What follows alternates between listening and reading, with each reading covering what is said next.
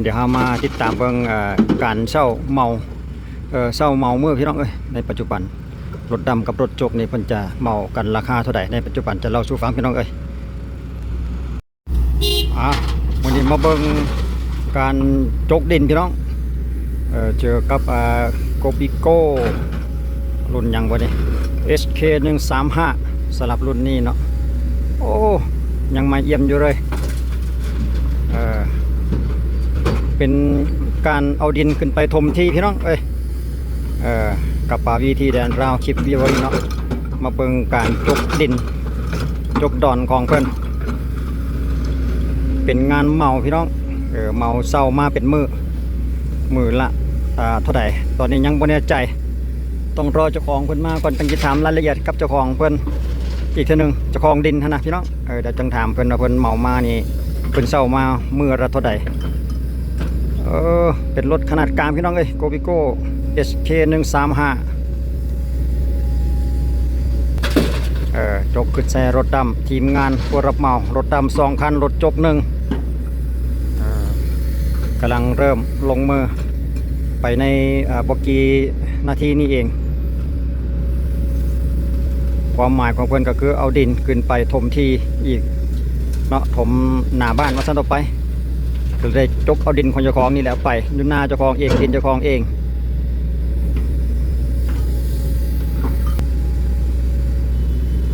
เช้าเมามือมากก็ได้ไป8 ชั่วโมงมือหนึ่งเนาะ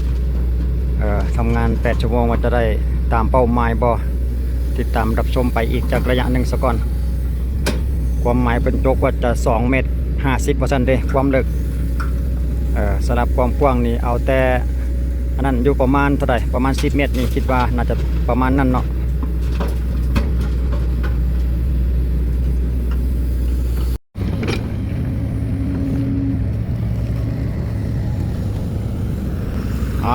ต่อยาว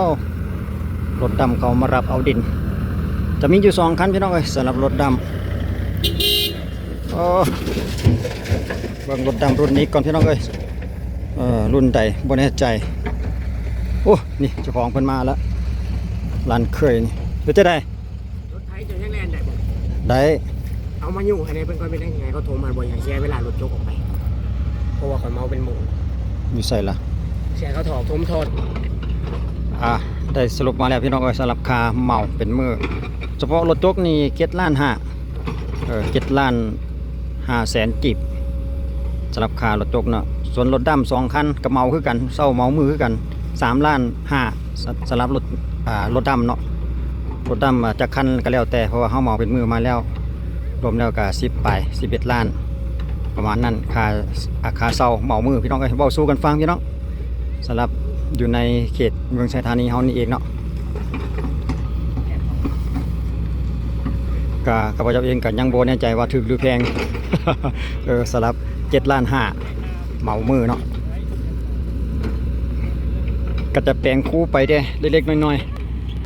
ๆเพราะฉะนั้นก็เอาขึ้นไปเพื่อไปถมหน้าบ้านนั่นเองนี่จังซี่แหละลูกหลานเนี่ยโอ้มักแฮงนี่เห็นรถจกรถ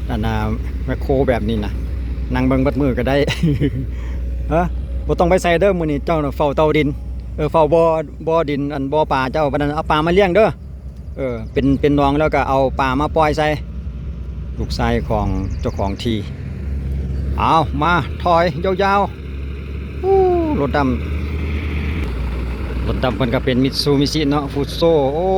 10 ล้อสภาพยังดีมี2 คันบ่อยากทันเพิ่นว่ากำลังเสนอเอามาเติมอีกคันหนึ่งเพราะว่ารู้สึกว่ารถแมคโครจะได้จอดถ่าประมาณนั้นนะรถดำ2 คันเรียนบ่สมดุลกันเนาะเอาการจกดินมาให้ทุกท่านได้เบิ่งพี่น้องว่าอยู่สปป.ลาวนี่เพิ่นก็มีการจกดินถมที่ถมทางไปมีการพัฒนาไปแต่ละปีแต่ละเดือนบ่ธรรมดาคือกันว่าซั่นต่อไปสร้างบ้านแปลงเมือง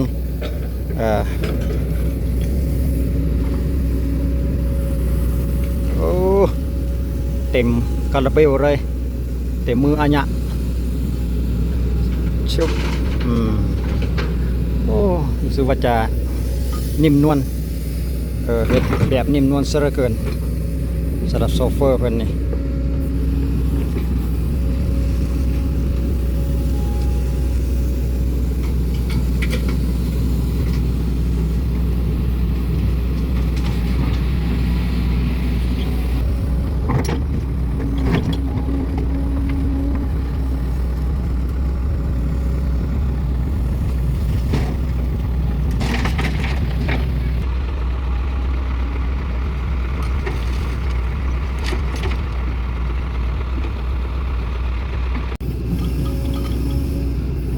รู้สึกว่าทางจะมีปัญหาน้อยหนึงเพิ่นก็เลยจะเน้นเอาดินที่ว่าจะไปซ่อมทางซะก่อนว่าซั่น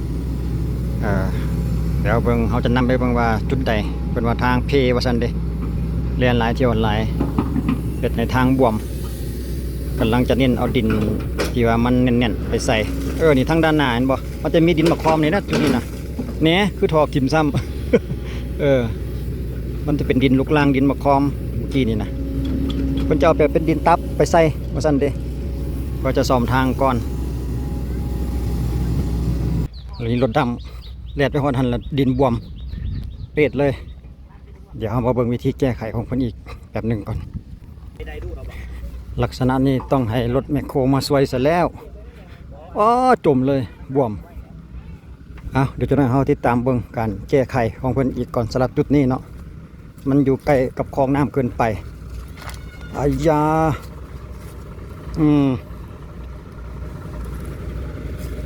โอ้อันตรายซะแล้วงานนี้จ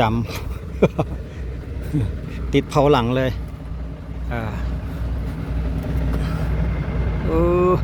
คำเผาเรียบร้อย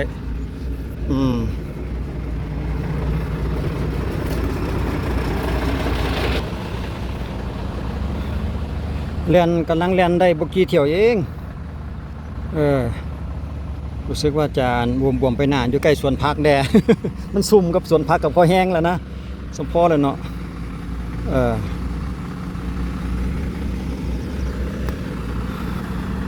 เดี๋ยวต้องรอให้รถแมคโครมาช่วยซะแล้วงานนี่นะอยู่ในระหว่างรอรถแมคโครมารอรถจกมาช่วย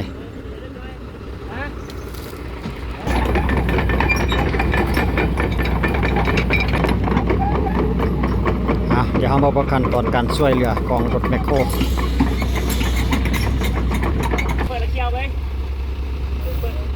ความหมายเพิ่นจะเอาดินออกจากดั้มก่อนน้อยหนึงว่าซั่นเด้รู้สึกว่าเพิ่นจะยกลายกะบ่กล้ายกยันรถปีนอันตรายพี่น้องเอ้ยเอาเบิ่งเทคนิคของเพิ่นว่าจะใช้วิธีใดเอารถโจกคันเคลียร์ลงเลยดันฝาท้ายลงเลยโอ้ใส่วิธีนี้นะพี่น้องเอ้ยต้องหาวิธีเอาดินออกจากรถให้มันหน่อยสะก่อนติบอกคิดว่าให้มันหน่อยลายที่สุดทันละวะเพื่อลดน้ำหนักของรถดำเนาะต้องเอาดินลงก่อนส่วนใดส่วนหนึ่งเท่าที่เอาออกได้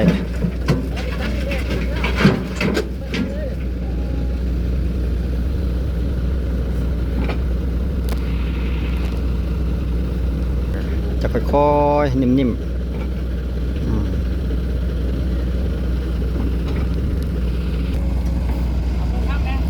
รู้สึกว่าจะจำไหลได้นี่จนจำเผาเลยเนาะเผาหลังจนค่ำเลยยกขึ้นอีกมันเบาเลยยกได้เนาะ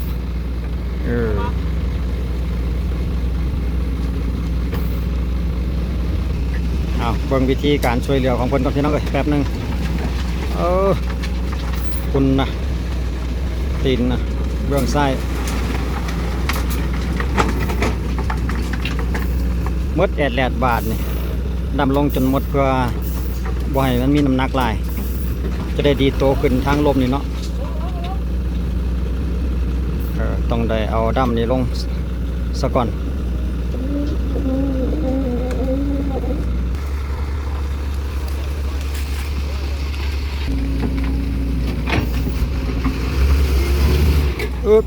ขึ้นเองได้โดยง่ายได้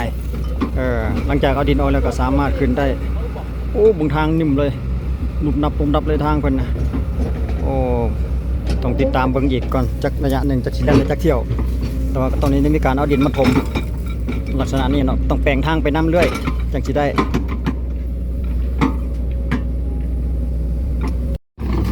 หลังจากแปลงจุดนี้เสร็จมันก็จะแล่นไปแปลงอีกทางด้านหน้าโอ้อยู่ใกล้กับสวนสันลีพี่น้องเลย เขียวปิดเลยเขียวทั้งหญ้าเขียวทั้งอันสลี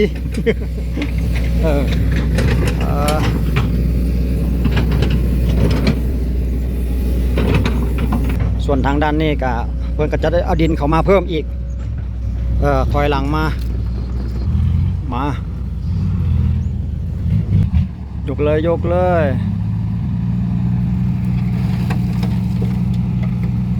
เป๊ะเลยแหละจุดนี้แหละปนันให้รถแมคโครเพิ่นมาใหญ่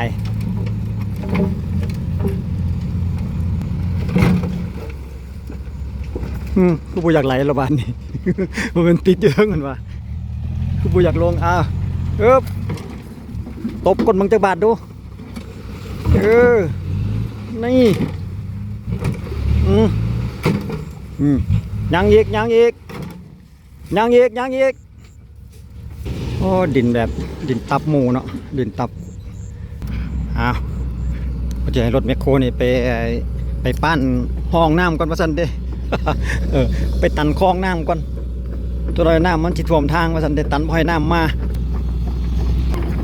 มาแล้วจุดนี้แล้วเพิ่นจะให้ปั้นตันห้องน้ำจุดนี้ซะก่อน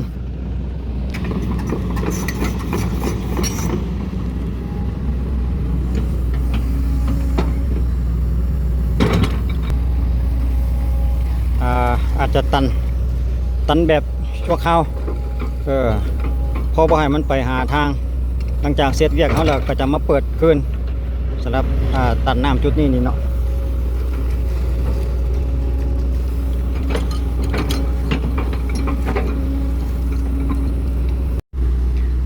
คลิปวิดีโอนี้เขาก็จบเพียงแค่นี้ไปน้องเอาเรื่องเรากำราคาการเช่าเมามือมาให้ทุกท่านได้เบิ่งแล้วก็ได้รับรู้ไปนำในปัจจุบันสำหรับช่วงฤดูปี2026พี่น้องการเช่ารถดำหรือว่ารถจกรถแมคโครนี่เนาะในปัจจุบันก็คือดังที่ข้าพเจ้าเล่าไปนั่นแหละเป็นเช่าเมามือมาสำหรับรถแมคโครนี่ก็แม่น7,500,000 กีบ